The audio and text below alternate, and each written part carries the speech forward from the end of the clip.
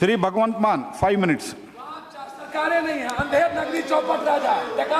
बहुत बहुत धन्यवाद चेयरमैन सर। अक्सर क्या होता है कि महामहिम राष्ट्रपति जी अपनी सरकार की पिछले साल की उपलब्धियां बताते हैं, उस पे सेंट्रल हॉल में तालियां बजती हैं, अगले दिन छपता है, इलेक्ट्रॉनिक मीडिया में आता है कि ये कर दिया हमने। लेकिन मैं आपके माध्यम से कुछ बातें जो हैं वो आपके माध्यम से मैं जनता के सामने लाना चाहता हूं, सदन के सामने भी लाऊंगा, क्योंकि जनता ने हमें यहां पे भेजा है सर। हम यहाँ जनता की वजह से हैं। अगर पब्लिक हमें वोट ना करती तुम भी यहाँ नहीं होते, फिर राज्यसभा में आना पड़ता है जेटली जी साहब की तरह, जिनको जनता पसंद नहीं करती। हो क्या रहा है, वोट मांगे गए डिजिटल इंडिया के नाम पर, वोट मांगे गए बुलेट ट्रेन के नाम पर, लेकिन डिबेट किस बात पे हो रही है? आप ये खा नहीं सकते, आप ये गा नहीं सकते, आप ये पहन नहीं सकते। ये गाय भैंस बकरी कहां से आ गई? एक तरफ तो डिजिटल इंडिया की बातें कर रहे हैं, दूसरी तरफ से हमें मेन्यू भी बीजेपी के ऑफिस से मिलेगा। क्या खाना है, गुलाम अली का गाना सुनना है या नहीं सुनना है? ये नफरत की राजनीति आ गई है। नफरत की राजनीति कैसे आ गई है यहाँ पे? किसानों के लिए क्या किया? 1,14,000 करोड़ उद्योगपतियों का माफ कर दिया गया कि ये उद्योगपति हैं, ये पैसे नहीं दे सकते। किसानों के लिए क्या किया? मैं पंजाब से आता हूं, पंजाब में एक छत के नीचे 3-3, 4-4 विधवाएं रहती हैं। 2 बेटे मर गए जी, बाप मर गया, सुसाइड कर लिया। क्यों? फसल बर्बाद हो गई थी, कर्जा था। कितना कर्जा था? 80,000 रुपए। अरे किसानों के लिए तो कुछ सोचिए। स्वामीनाथन की रिपोर्ट कहां गई? स्वामीनाथन की रिपोर्ट, प्रधानमंत्री जी ने कहा था इलेक्शन कैंपेन के, स्वामीनाथन की रिपोर्ट को लागू करेंगे, कहां गई वो? कुछ नहीं है।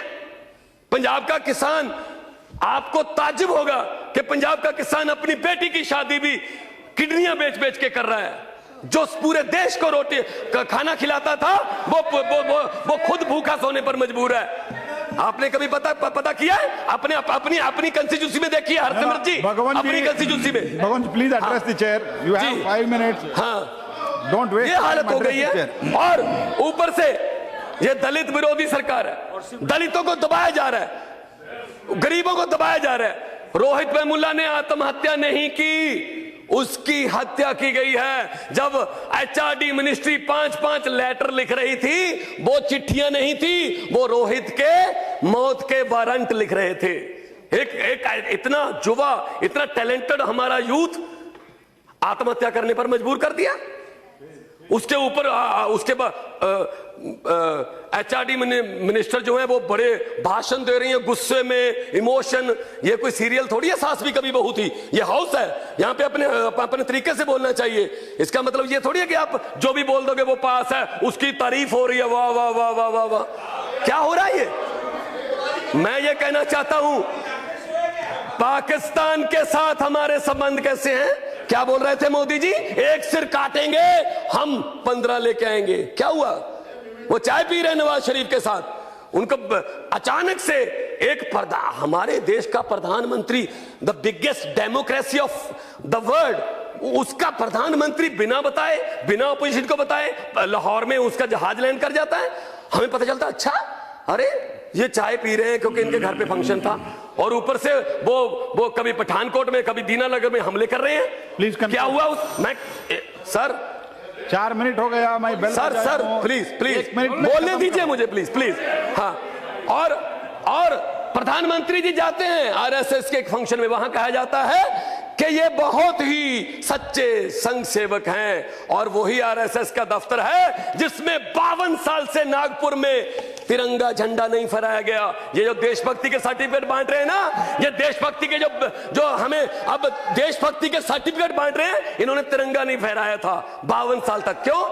अफजल गुरु के बारे में बोला जा रहा है। अफजल गुरु के साथ हो या उसके विरोध में? मैं कहता हूं आम आदमी पार्टी अफजल गुरु का विरोध करती है। आप बताइए, पीडीपी जो अफजल गुरु को शहीद कहती थी, उसके साथ हो या उसके विरोध में हो? आप बताइए, अफजल गुरु के साथ हो या अफजल गुरु के विरोध में हो? बताइए।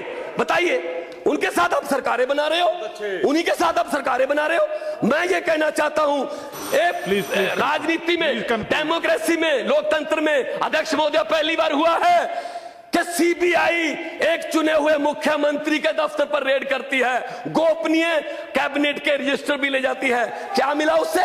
क्या मिला? कुछ भी नहीं मिला। ये क्या फेडरल स्ट्रक्चर को बचाने की बातें हैं? मैं तो यही कहना चाहूंगा आखिर में नफरत की राजनीति फैलाने वालों से कि कौम को कबीलों में मत बांटिए, कौम को कबीलों में मत बांटिए, लंबे सफर को मीलों में मत बांटिए। एक बहता दरिया है मेरा भारत देश, इसको नदियों और झीलों में मत बांटिए।